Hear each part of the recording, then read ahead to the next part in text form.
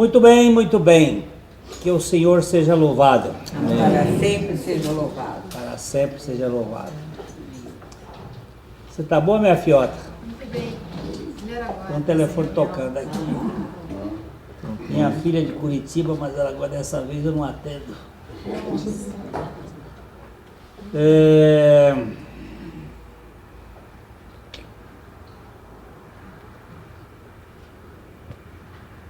O que é religião? O homem fazer. Como é? O homem tentando alcançar Deus Pelos seus pelos seus próprios esforços. O que é evangelho? Deus. É Deus buscando o homem pela sua graça. Com muito esforço. Hã? Sem esforço? Com muito esforço, porque Deus trabalha. Deus realizou uma obra perfeita. É. Uma obra perfeita.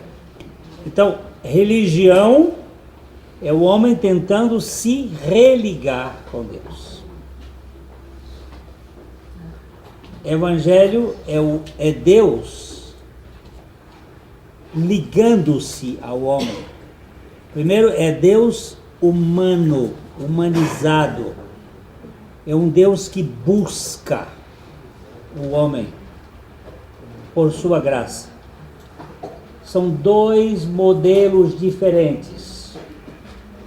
A religião está centralizada no homem, no mérito do homem, na conduta humana, enquanto que o Evangelho centraliza-se no caráter e no amor de Deus. Deus busca homens. A religião é pesada, é cansativa, é snob. Você sabe o que significa snob? Hein? A palavra snob vem do latim ex nobilitatis. É quando um sujeito que não é nobre quer agir como se fosse nobre. Sem nobreza. Sem nobreza. E aí ele banca uma nobreza de... nobreza de... Como é que eu vou chamar isso de... Essa turma de emergente. Nobreza de emergente. Esse era um provérbio na minha infância. E está sendo gravado. Que a pessoa quer ser? Quer ser o que ele não é. Então a religião tem essa característica de dar a impressão aos outros daquilo que a pessoa não é.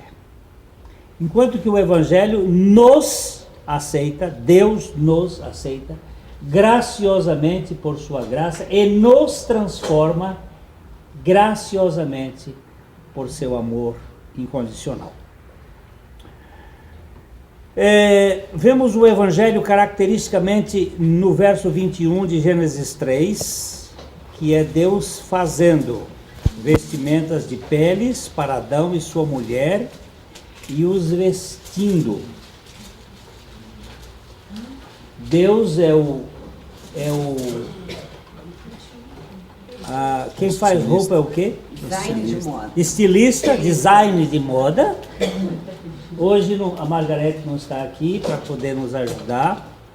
É um designer de modas, ele é o costureiro e ele é o camareiro. Ele não somente desenha a roupa, como ele faz a roupa, como ele veste a pessoa. É Deus dando e fazendo tudo a quem nada merece. Fez o Senhor Deus vestimentas de peles para Adão e sua mulher e os vestiu. Isto é Evangelho. Logo em seguida, no verso 22, nós temos uma questão que ficou embutida dentro do ser humano. Veja o verso 22. Então disse o Senhor Deus: eis que o homem se tornou um de nós, conhecedor do bem e do mal. Assim, que não estenda a mão e tome também da árvore da vida e coma e viva eternamente. O Senhor Deus percebeu que o homem se tornou como um de nós. Você vê a Trindade aqui falando, o Senhor Deus. Senhor Deus é Javé Elohim. Javé Elohim trata-se da segunda pessoa da Trindade divina. O Senhor Deus, Jesus Cristo, ele disse, eis que o homem se tornou como um de nós. Como um da Trindade, como um Deus. É todo o nosso processo pecaminoso. É a teomania. O que é teomania? Vamos ver se vocês sabem. Ser igual a Deus. Mania, loucura, Sanidade. psicose, insanidade de ser como se fosse Deus. Quais são as características da teomania? O saber, o poder, o ter, o fazer. Que me distinga acima dos demais. Isto é um ego Tem como repetir? obeso. Você disse o quê? Tem como repetir? Saber, ter, O saber, ter, fazer. o ter, o poder e o fazer. Eu quero fazer melhor, maior do que você, que me faça melhor, maior do que você, ou saber mais do que você, ou ter mais do que você, ou poder mais do que você, que me torne um ser aparentemente onipotente, ou autossuficiente, ou independente. Essas são as principais características do pecado. Autonomia de Deus, autossuficiência humana. Enquanto que o Evangelho se coloca na posição de dependência. Ele se tornou como um de nós, e para que ele não tome da árvore da vida, e não coma, e se torne um pecador eterno, nós vamos impedi-lo dessa loucura maior. Se o ser humano, sem ser desconstruído, pudesse comer da árvore da vida, ele tornar-se-ia um eterno pecador. Então Deus obstacula essa possibilidade e lança fora do jardim do Éden o homem para lavrar a terra e para cuidar dela. E aí a nossa história de desterrados ou desjardinados, fora do jardim, fora do paraíso, e com uma saudade louca para voltar para o paraíso sem poder voltar, por causa da nossa arrogância, da nossa rebeldia, da nossa soberba. Eu devo dizer para os meus amados em Cristo Jesus que o maior orgulho não é o orgulho de ser prêmio Nobel, nem presidente da República.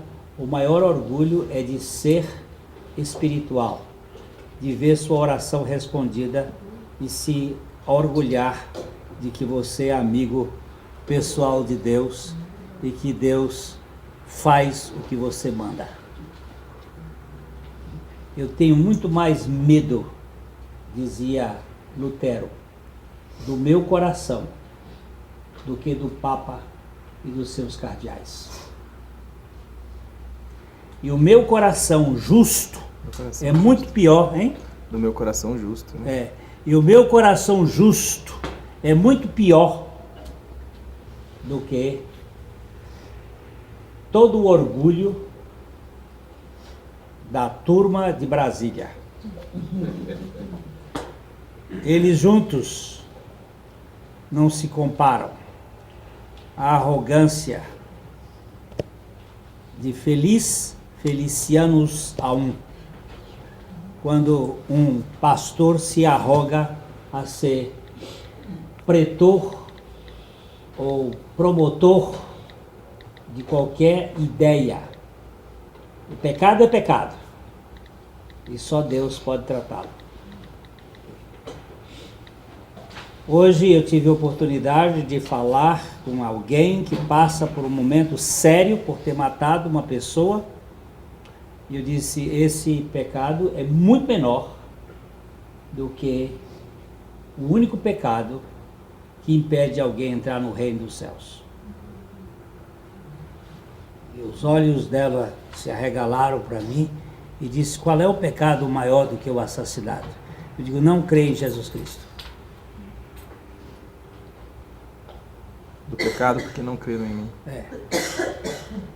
Esse é o único pecado que vai lhe impedir de entrar no reino dos céus. Davi foi adúltero, foi assassino, foi mentiroso e foi salvo. O ladrão foi assassino, e ladrão e foi salvo. Mas até hoje, nenhum incrédulo foi salvo. Esse pecado não tem perdão. É o pecado contra o Espírito Santo. Ou seja, o Espírito Santo veio para convencer o homem do pecado, da justiça e do juízo. Do pecado, porque não crê em Cristo.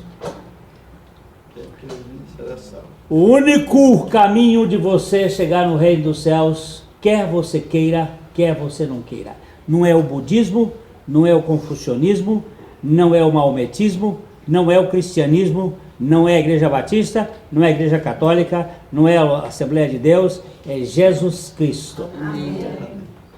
Não confunda anão no mato com anonimato. Os dois são pequenininhos, mas pode trazer muita confusão. Não confunda Jesus Cristo com religião. Não confunda Jesus Cristo com sistema religioso.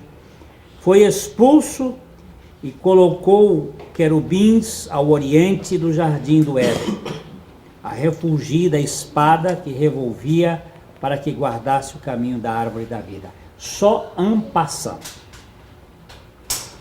Tudo que vier do oriente, desconfie.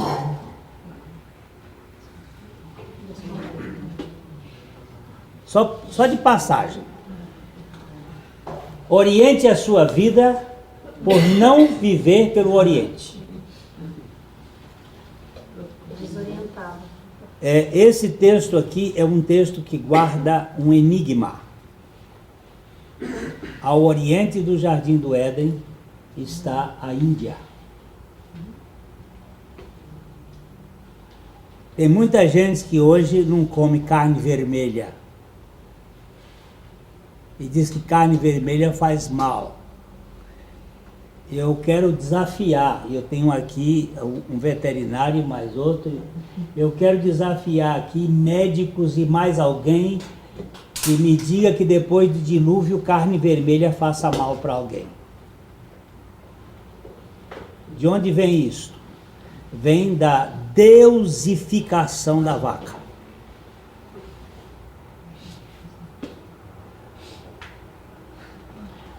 E o ser humano, ele prefere crer nas mentiras dos homens do que nas verdades de Deus. Seu Betinho, pode criar vaca, meu filho. Mas a Índia tem frigorífico que mata também. E eles são safados. São safados. Depois que come a picanha, Depois que come a picanha, já é. eles são safados. E aí botam. Deus. Aí eu vou mexer com o doutor ali, e botam uns médicos tontos para ficar dizendo que ovo faz mal, daqui a pouco o ovo não faz mal. Café faz mal, daqui a pouco o café não faz mal. Sal faz mal, daqui a pouco não faz mal. A única coisa que faz mal mesmo é açúcar. E pouca gente fala dessa desgraça. Esse que é o veneno da humanidade. E todo mundo aí enche em panturra com açúcar. Agora, isso tudo que eu estou falando aqui é para você desorientar a sua vida por tudo que veio do Oriente. O único Oriente que é bom é o Oriente Médio, de onde veio Jesus. Agora vamos para o nosso assunto. Isso aqui foi só o café da manhã. Capítulo 4, doutor Antes de Alexandre. você passar para o 4, me diz uma coisa. Esse momento aqui de retirada do homem foi um momento, foi tenso, né? Drástico. É, porque foi de conflito, porque diz que expulsou, ele não Ele colocou não disse- no ele- Éden, não. Foi um momento... Foi. Da mesma maneira que Deus retirou o homem do jardim do Éden, presta atenção, o que eu vou dizer. Ele atrai o homem para Cristo, com a mesma violência que o homem foi expulso do jardim do Éden, ele tem que ser atraído a Cristo com a força do poder do amor. Ninguém virá a Cristo se o Pai não o trouxer. E esse trazer é amarrado por cordas, por laços humanos, por laços de amor. Porque o sujeito não vem nem que a vaca tussa. Nós não queremos Deus. Se você quer Deus, se você está querendo Deus, nem que seja uma pontinha do tamanho da cabeça de um alfinete, saiba, foi Deus que botou isso em você. Mas aí entra o conflito, né? A pessoa só busca Deus se Deus o trouxer. Depois se esforça para buscar Deus. Aí é a estupidez. Aí é safadeza ainda do pecado, querendo receber um méritozinho. Vamos lá, meu filho. Mercado da Glória. Coabitou o homem com Eva até onde você quer, Glenn? Vai até onde acabar aí. Não vai. Coabitou o homem com Eva, sua mulher. Esta concebeu e deu à luz a Caim. Então disse: adquiri um varão com o auxílio do Senhor. Depois deu à luz a Abel, seu irmão. Abel foi pastor de ovelhas e Caim lavrador. Aqui já tem assunto para a gente começar a pensar. Adão, depois que saiu do paraíso, teve 2 filhos. Caim, que é uma aquisição, e Abel, que é um presente. Já notou o sotaque? Ou não? Notou ou não? O que é religião?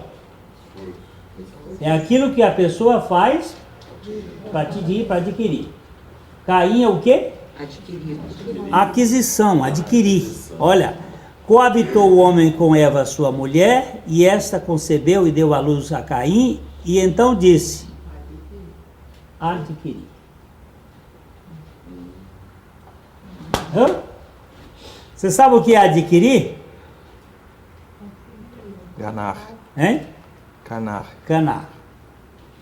Canar, de onde vem Caim. Canar significa obter. Possuir pelo ato da compra. Hein? Possuir pelo ato da compra. Possuir pelo ato da compra. Do pagamento, Hã? de paga. Toma lá da cá. Troca de favores. Eu vou fazer uma coisa, o senhor faz outra, nós vamos trocar. Como é que chama isso aí? Barganha. O que se chama isso? Religião. Religião, hein? Escambo? Escambo. Religião. Safadeza. Ordinarice. Isso não é coisa de filho, não. Isso é coisa de comerciante. Quem foi o primeiro comerciante do universo? Lúcifer. Lúcifer. Não me venha criar problema mais aqui. Comerciante, quem gosta de comerciar é Lúcifer. Ele compra e vende. Negócio muito vantajoso. Você adquiriu, você não é filho. Você é freguês. Toma lá da cá. Adquirir um varão com o auxílio do Senhor. O que o Senhor é aqui? Ajudador. Coadjuvante. Figura secundária. Eu oro e Deus faz. E boto o meu chapelão na mão. E está sendo gravado. A minha tradução diz: alcancei do Senhor. Alcancei do Senhor. E Ele que seja benevolente comigo, porque eu estou aqui para decretar. E o Senhor trata de cumprir. Eu ordeno e Deus faz. Eu determino. Determino. Vocês já ouviram isso por aí? Em algum lugar? Vocês sabem que lugar vocês ouviram isso? No altar da religião. Nunca ouviram isso no monte do sacrifício. A religião lhe põe cobranças e exigências. E como chama essa religião? Chama batista, católica, presbiteriana, Assembleia de Deus. O nome que quiser. O nome que você puser, que puser você como feitor e você como conquistador e negociante, é religião e é peso. Eu estou sendo convidado para um banquete, que o dono do banquete preparou tudo e fez o convite e disse: vinde às bodas do meu filho, tudo já está pronto. Isso é evangelho. E até a roupa que eu vou para a festa me é dada na porta de entrada. Vocês escutam essa pregação de evangelho por aí? Por que será? Sabe por quê? Porque o Deus desse século cegou o entendimento dos incrédulos para que lhes não resplandeça a luz do evangelho, da glória de Deus na face de Cristo. Um banquete para rachar a conta, né? Banquete para rachar a conta. É um rachide. Cada um contribui. Cada um faz um negócio. Até em casamento de judeu é assim. E até bom, num certo sentido, o casamento de judeu, porque eles convidam e você paga a conta do convite e dá ainda um pedaço do presente para os noivos. Para o pai da noiva é ótimo. Agora, na casa de meu pai, de meu aba, e eu perdi essa semana passada um dos companheiros peregrinos da vida, que foi um católico chamado Brennan Manning, que dormiu no Senhor e deixou um legado que evangelho é coisa para maltrapilhos, para indignos. Entendeu? Sexta-feira, meio-dia. Sexta-feira, 12:10, lá no Texas. Mas eu quero que vocês entendam o seguinte: todas as vezes que você e eu conquistarmos, lamento que você e eu estamos envolvidos com religião. Eva levantou aqui dizendo: conquistei, adquiri um varão com auxílio do Senhor. O verso 2, eu já dou a palavra para você que eu já estou cansado. O verso 2: depois deu à luz a Abel, seu irmão. Abel foi pastor de ovelhas e Caim, lavrador. Aqui nesse texto tem uma coisa maravilhosa. Ela deu à luz. O verbo muda. O verbo muda. Até o dar à luz é dar. Ela delivrou. Você sabe o que é isso? Delivrar? Pariu. Não é o palavrão. Pariu. Foi embora. Saiu. Não foi aquisição, foi um presente. Sabe o que significa Abel? Sopro. Bafo, vapor. Bafo. Vapor de Deus. Sopro de Deus. Enquanto que Caim significa CC. Aquisição. Aquisição. Suor de... Sudorese de... academia de halterofilismo. Como foi que você adquiriu esse corpinho? depois de muito esforço. E você? Deus me deu um presente. Eu sou herdeiro. Como é que você recebeu isso? Perguntaram para Paulo. O centurião, eu adquiri a cidadania romana a custo de muito dinheiro. Paulo disse, eu nasci cidadão romano. Há uma diferença, né? Eu estou aqui me esforçando para chegar no reino dos céus. Eu não fiz nada, Jesus fez tudo. E me chamou para entrar na fila do INSS. Eu estou aqui esperando na graça dele. É prêmio. Evangelho é doação. Agora, isso confunde a mente. Por quê? Confunde. Porque nós vivemos no reino da meritocracia. Alonso ganhou o grande prêmio lá da China. Né? China. Fez umas ultrapassagens maravilhosas, passou, correu, caiu, passou. Estava esperando o sopro aqui, velho. Aí, isso é mérito. Isso é o sistema do mundo. O sistema do mundo é este. O reino de Deus não tem nada a ver com isso. O reino de Deus é um presente dado ao que não merece nada. Aliás, merece o inferno. Então, isso deixa a mente da pessoa completamente confundida. Eu, para ganhar o salário no final do mês, eu tenho que ralar. Mas para eu receber a herança do meu pai, eu tenho que ser filho.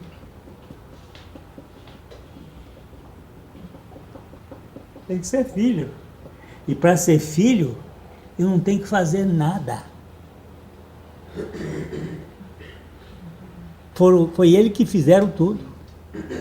Eu não sou culpado de meu pai ter me feito. Foi ele que me fez. Agora ele aguente firme que eu sou herdeiro.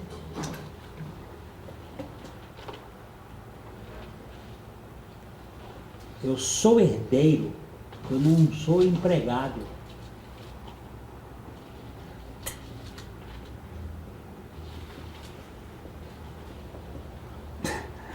Meu filho está trabalhando que nem cachorro de pobre.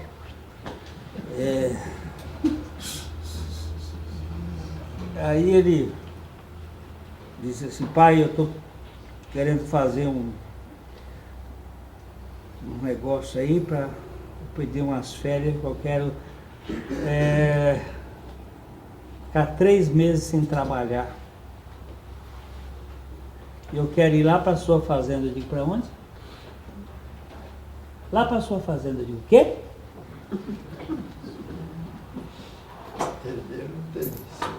Eu quero ir lá para a sua fazenda no Piauí. Eu digo, repete? Na 4ª vez ele entendeu. Ele disse, lá para a nossa fazenda. Ele,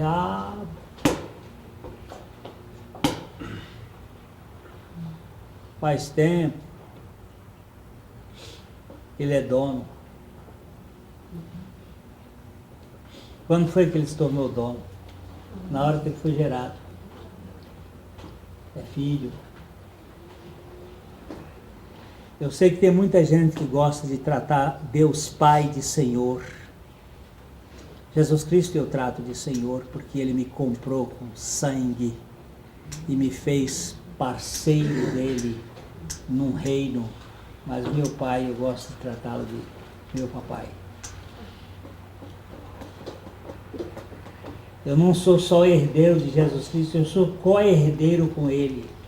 Você sabe o que significa co-herdeiro? Qual é a diferença de herdeiro e co-herdeiro? Vocês sabem ou não? Tudo que é dele é meu. Herdeiro, ele é herdeiro de parte. Se for um herdeiro sozinho, ele é herdeiro de tudo. Mas se forem 5 herdeiros, Um quinto. ele é herdeiro de 1/5. Mas co-herdeiro, o que é de um é de todos. Por isso que a Bíblia diz assim, tudo é vosso, e vós de Cristo, e Cristo de Deus. Amém. Isso dá um descanso na vida daquele que crê que não tem mais tamanho. Então veja bem, Caim é modelo de religião e Abel é modelo de evangelho. Caim é a aquisição de Eva. Abel é um presente de Deus a Eva.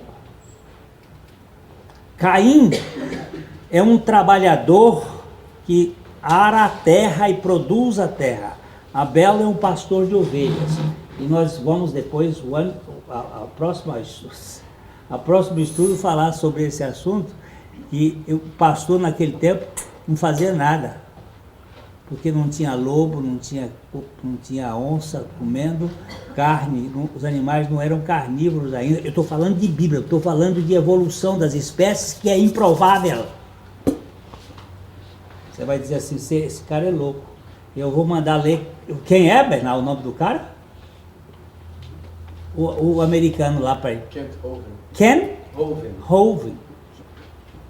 Aí vocês entram lá, ou peçam o Bernardo, e o Bernardo vai dizer a vocês como entrar num cara que desmonta todo esse sistema da mentira da evolução.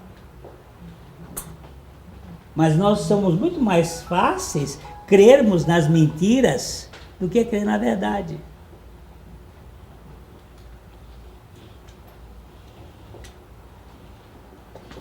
Mas a heresia se propaga, eu entendo assim, que uma explicação humana para uma cabeça humana tem lógica. Lógico que tem lógica. Agora, de Deus, se não for o Espírito Santo revelando... Não tem jeito.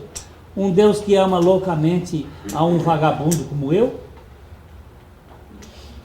e me aceita e me transforma pela sua graça, não faz muito sentido para uma pessoa meritosa.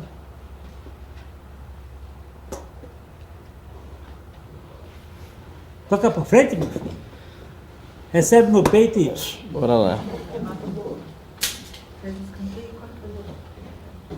É assim, qual que...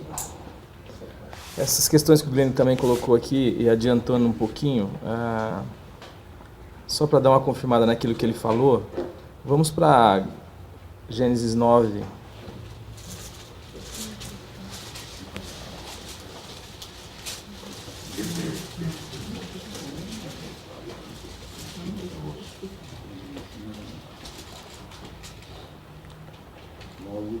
Vamos ler a partir do 2. Pavor e medo de Pavor vós. e medo de vós virão sobre todos os animais da terra e sobre todas as aves dos céus. Tudo que se move sobre a terra e todos os peixes do mar, nas vossas mãos serão entregues. 3. Tudo que se move vive ser-vos-á para alimento, como vos dei a erva verde. Tudo vos dou agora. Até aquele momento, até o momento do dilúvio, não havia na dieta, no cardápio humano ainda, a questão de comer carne. Como o Glenn enfatizou, era o homem e os animais eram herbívoros, comiam das ervas e comiam dos frutos. Será que isso aqui está aqui à toa? Será que toda essa contraposição que as Escrituras nos fazem entre Caim e Abel, entre a fala de Eva no primeiro filho, a fala de Eva no segundo filho, é à toa? Tudo isso aqui está demonstrando um tipo que depois vai percorrer todas as Escrituras. Ou seja, essa tentativa que Caim também desenvolve, que tem uma nascente comum.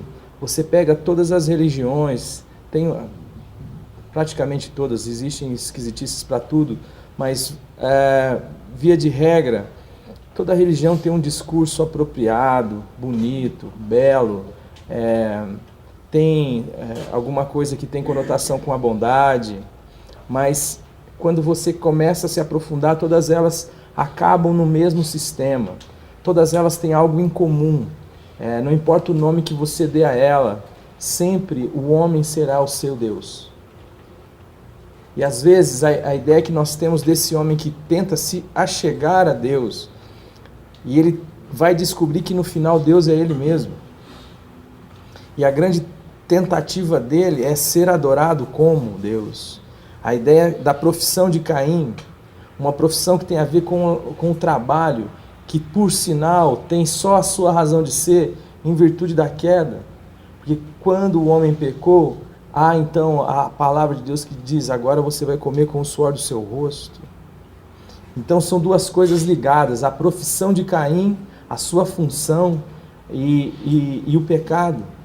Já a profissão que Abel escolhe, esta profissão que tem na ordem de Deus, naquilo que Deus tinha determinado por sua palavra e graça, o seu próprio funcionamento era azeitado pela palavra de Deus e funcionava pela ordem do próprio Deus.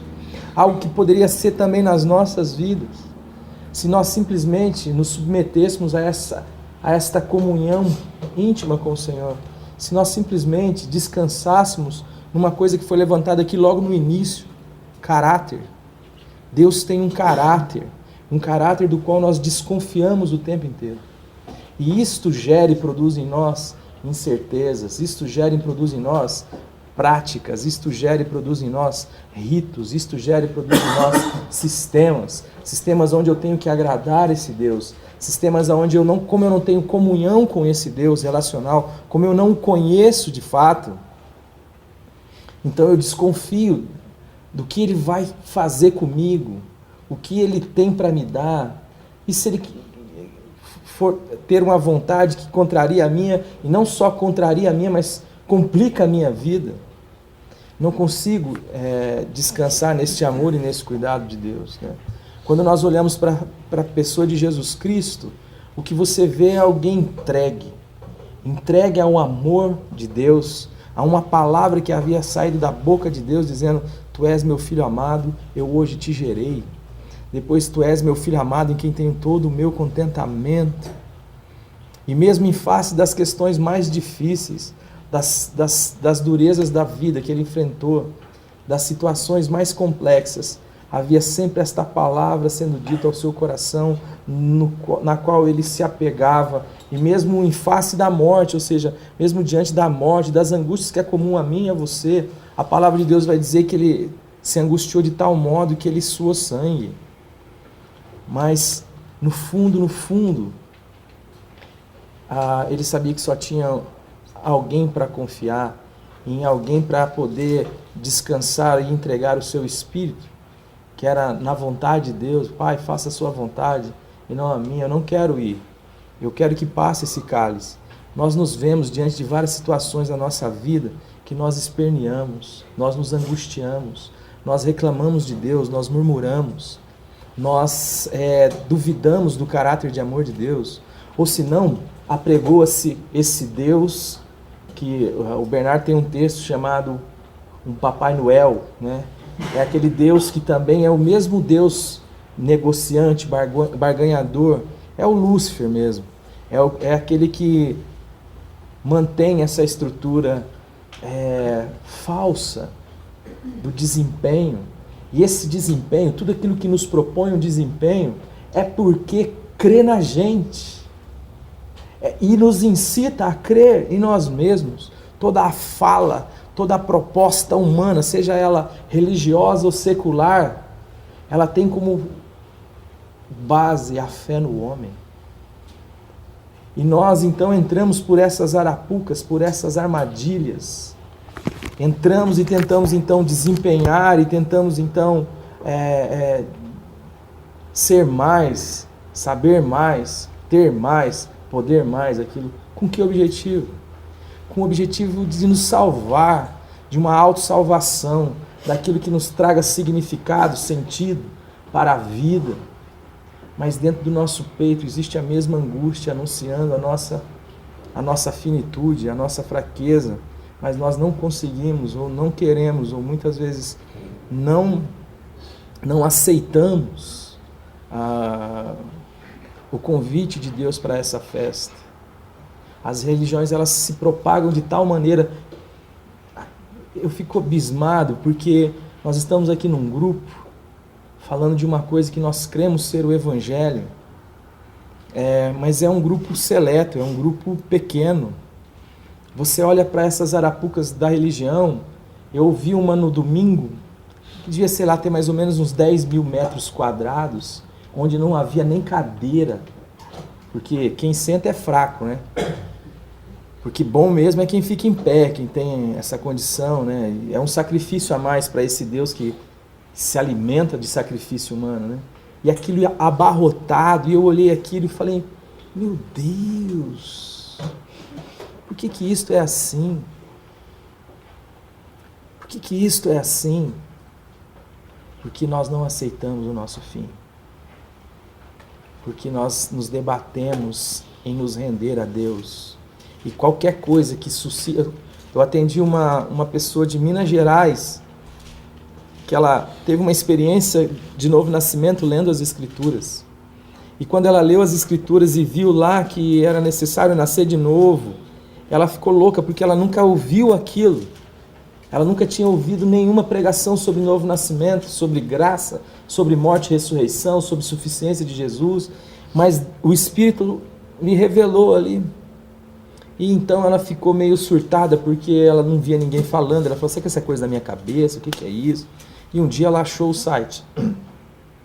Então ela escreveu dizendo, olha, o que é isso? Eu, graças a Deus, porque eu encontrei aí o site de vocês e eu vi que não é só eu que penso isso, falo isso. Eu entendo que ela passa também, eu sei como que é. Porque eu também já passei por essa experiência e dei graças a Deus quando achei aquele monte de literatura de séculos e séculos atrás, gente falando da mesma coisa, gente crendo na mesma verdade. E ela me falando que de repente aconteceu uma situação onde uma pessoa que ela gosta, que ouvia dessa mensagem, estava bebendo dessa suficiência da graça de Deus, começou então a ouvir um desses mangangões da religião que propõe os determinismos, que propõe os sacrifícios, que propõe as barganhas, dizendo assim, não, mas o que ele falou ali está na Bíblia. Aí já começa a acompanhar, já começa a entrar por esse caminho, e eu digo, por que é assim? Por que nós não descansamos nesse amor de Deus? Por que nós somos teimosos em aceitar um amor que só tem uma razão de ser, o próprio amor? Deus é amor. Deus nos ama, isso é um fato. A Bíblia vai dizer que Ele nos amou de uma maneira tão inexplicável que deu o seu Filho unigênito. Deus é aquele que experimenta tudo aquilo que era destinado a nós, para que você e eu, pela sua graça, pudéssemos experimentar a vida de Deus, pudéssemos ser um com Deus, ter comunhão com Deus. E isto de graça, porque não há nenhuma possibilidade de barganha nesse caso. Nós não temos nada que não nos foi dado, nada que não venha da mão de Deus.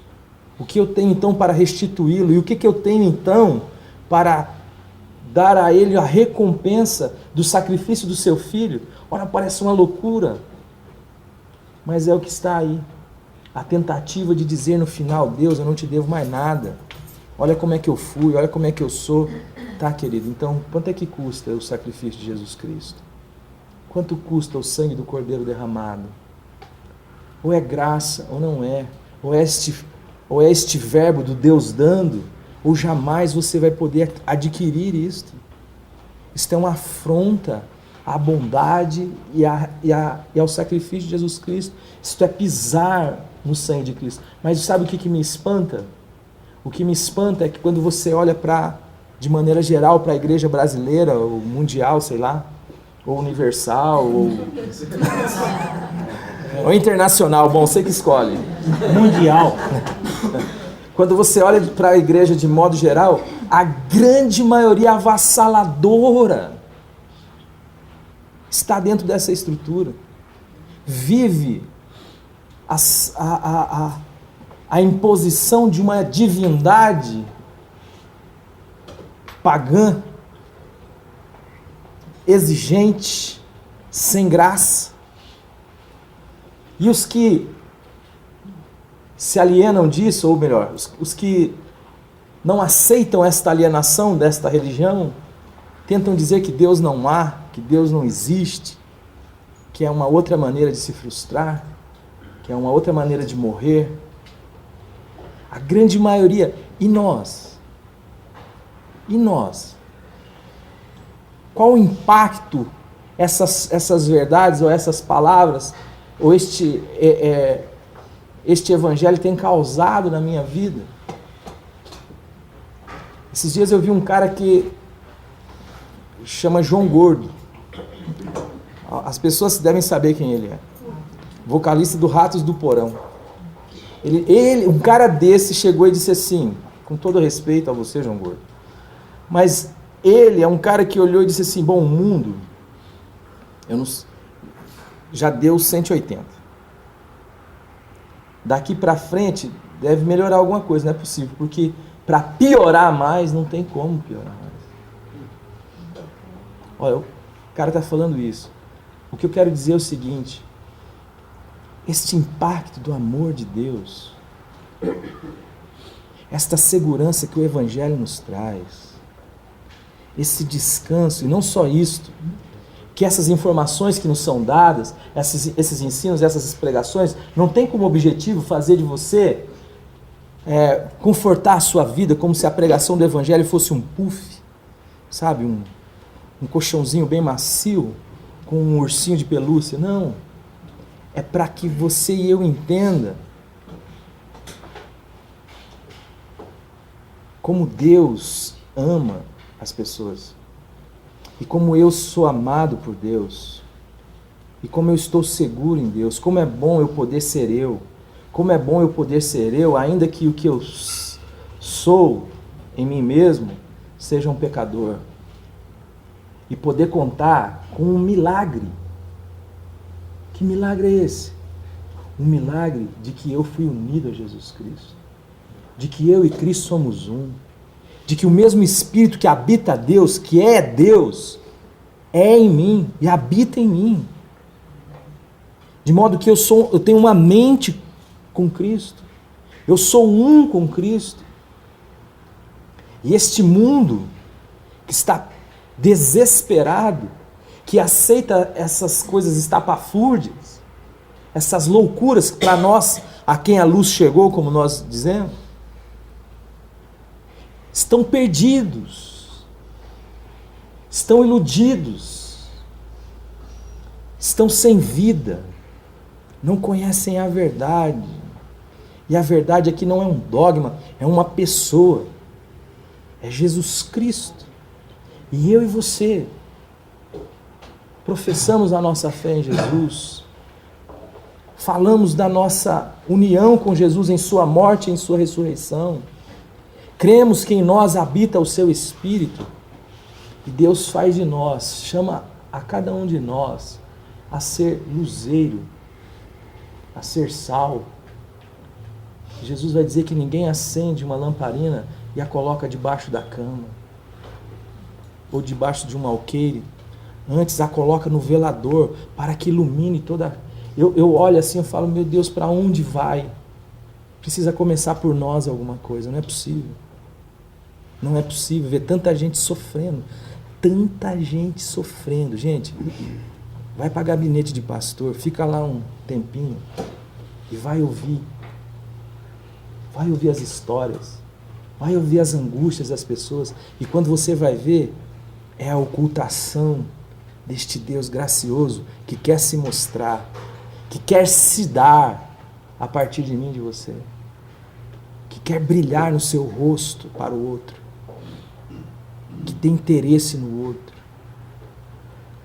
É a ocultação de um Deus que é capaz de sarar, de curar as feridas das pessoas, dar sentido às suas vidas, tirar esta cunha que lhes racha a alma, que lhes produz, desde a esquizofrenia básica aos surtos psicóticos mais difíceis.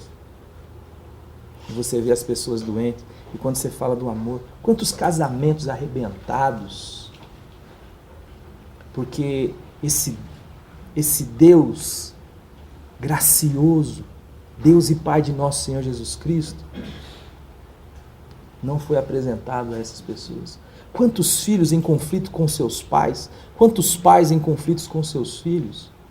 porque não conhecem o Evangelho que eu e você conhecemos. E nós mesmos, quantas vezes nós retemos perdão, quantas vezes nós buscamos razão, porque ainda precisamos nos render a este amor furioso de Deus, a saber que não há razão para nós, que ninguém tem razão, que se Deus viesse buscar satisfação e tirar satisfação, ninguém escaparia. Mas Deus está aqui, nos anunciando algo, nos anunciando o seu amor, para que eu e você possamos também ser instrumentos desse amor e encontrar contentamento nisso. Como o filho que participa do que o pai está fazendo, ter comunhão com o pai e dizer assim: Pai, me deixe participar do que o Senhor está fazendo. Se a sua missão, qual que é a missão de Jesus? Eu vim para dar vista aos cegos, pôr em liberdade os cativos, os oprimidos.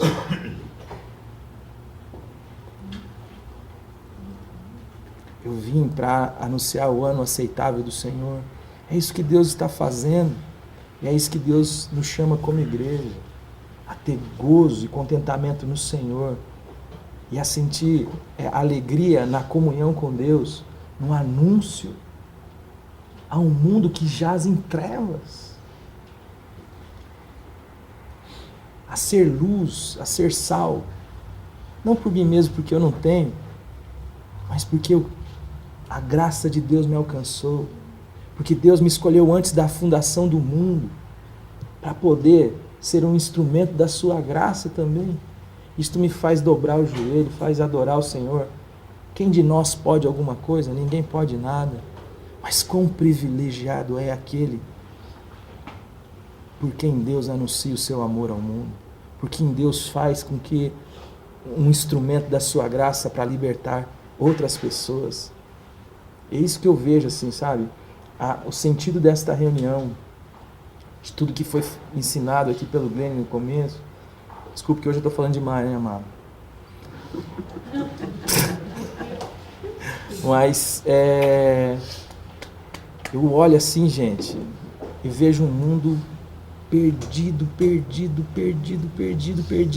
Pior de tudo, achando que está com Deus, achando que Evangelho é isso, achando que Deus é isso. E nós estamos aqui, sendo privilegiados de ser ministrados pela palavra de Deus que nos liberta. E Deus quer nos dar esta alegria de participar do que Ele faz. Como é que é o nome do filme que começou? Revenge. Revenge. Sabe o que significa revenge? Vingança. Eu não ia assistir aquele seriado não, mas resolvi assistir, porque eu fui ver um pouquinho do jogo dos gols do Fantástico, e o Fluminense levou uma surra do Flamengo. Aí eu estava ali vendo e começou o Revenge, e a menina começou dizendo assim: eu não vou perdoar não, porque esse negócio de perdão é coisa que eu aprendi na escola dominical. A moral da escola dominical. Eu digo: pai, eu quero agora assistir a ficção. Eu quero ver o que eles vão fazer. E o Alexandre me contou que antes eles tinham feito uma enquete que perdoar faz mal. Uma universidade. Fez uma pesquisa que perdoar faz mal. Isso faz parte desse sistema, deste mundo. Perdoar faz mal, porque você se desqualifica. Coisa de fraco. É coisa de fraco. E é verdade, é coisa de fraco. Mas quando nós somos fracos é que nós somos fortes. Porque o fraco depende do Todo-Poderoso, não é a teomania que é feita. E, queridos, é para gente pouca mesmo. Jesus disse assim: muitos são chamados, mas são poucos escolhidos. Eu já ouvi: se você perdoa, você perde o seu espaço. Se você perdoa, você perde. E perde mesmo. Você vai perder o Perde seu espaço e entra no espaço de Jesus. Ele vai abrir espaço para você, o espaço da graça. E outra coisa, olha, Jesus disse assim, não temas, ó pequenino rebanho, porque o Pai agradou dar-vos o seu reino. Aleluia. Eu não tenho muita preocupação, lamento profundamente que as pessoas não queiram o Evangelho. Lamento, choro, minha alma chora, porque o Evangelho é leve, o fardo de Jesus é suave, não é sem tribulações, mas não tem peso, não tem Caim, não tem conquista, não tem uma espécie de flecha esticada para conquistar. Não, é um presente. Não é presente de Papai Noel de final de ano, não. É presente diário. É o pão nosso de cada dia nos dá hoje. É Cristo, a suficiência de Cristo para a deficiência desse pecador. Eu gostaria que vocês considerassem que tem muito mais gente com fome, mas nem todos sabem onde encontrar a comida. E evangelismo é simplesmente um mendigo dizendo a outro quem lhe deu o pão. Tem alguém que tem pão para satisfazer a fome da nossa alma. Que o Senhor lhe dê graça a ver que entre Caim e Abel há uma distância profunda. Caim é a religião da conquista, Abel é o presente da graça. Terça-feira que vem, se o Senhor nos permitir, nós vamos tratar dos dois trouxeram ofertas e a oferta de Caim cheira a CC e a oferta de Abel cheira a churrasco. Viu? Cheira a churrasco.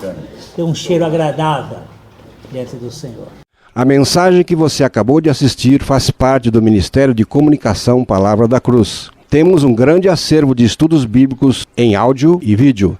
Distribuímos também gratuitamente o jornal mensal Palavra da Cruz. Entre em contato conosco pelo fone 0 operadora 43 3372 8900 ou pelo e-mail livraria@piblondrina.com.br.